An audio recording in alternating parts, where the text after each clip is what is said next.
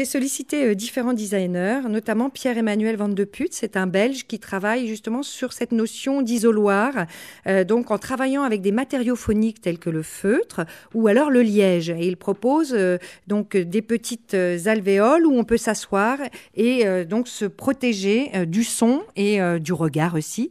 Donc c'est assez intéressant de voir tous les jeunes designers qui proposent des solutions, par exemple dans un lieu public, comment pouvoir à un moment s'isoler. On a d'autres designers qui travaillent aussi sur des salons complètement intégrés comme une grotte en feutre.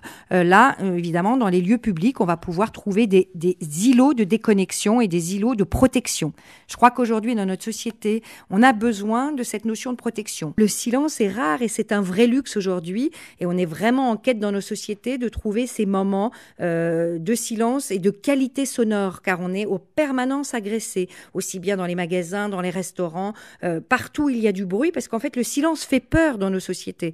Or, on a besoin de silence pour se ressourcer, on a besoin de silence justement pour retrouver une intériorité. Et il y a une prise de conscience aujourd'hui de plus en plus de personnes dans notre société qui ont une vie complètement hystérique entre guillemets, c'est-à-dire toujours à courir, saturé de bruit, d'images. Je crois qu'aujourd'hui, il y a ce vrai besoin de déconnexion, cette prise de conscience, et cette notion de silence est devenue très apparente avec des solutions pratiques pour nos intérieurs, avec beaucoup de propositions de la part d'architectes, de la part de fabricants pour des matériaux phoniques, etc.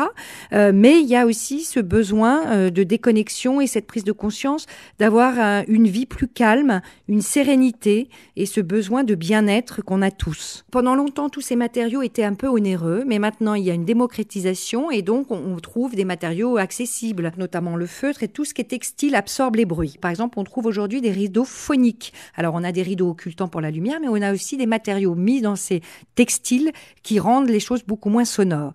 On a toutes les possibilités aussi autour des fenêtres et des vitrages. C'est très important. Beaucoup de Français sont vraiment intéressés pour trouver des solutions pour l'intérieur et pouvoir avoir moins de bruit. Et puis, il y a aussi tout ce qui est matériaux biologiques, quelque part, où on propose, des sociétés proposent des composts de copeaux de bois pour faire des panneaux phoniques qui deviennent aussi des panneaux décoratifs. Il y a le liège. Alors ça, il y a beaucoup de designers qui travaillent avec des objets en liège. Il y a un petit côté vintage dans le liège, mais il y a un renouveau de cette matière. On a les fabricants de moquettes aussi qui proposent des moquettes avec des isolants très performants. On a aussi des solutions pour des plafonds phoniques avec des choses tendues qui absorbent le bruit. Donc la technologie aujourd'hui nous permet d'avoir des produits performants qui vont servir aussi bien pour les hôteliers que pour les gens dans leur propre intérieur.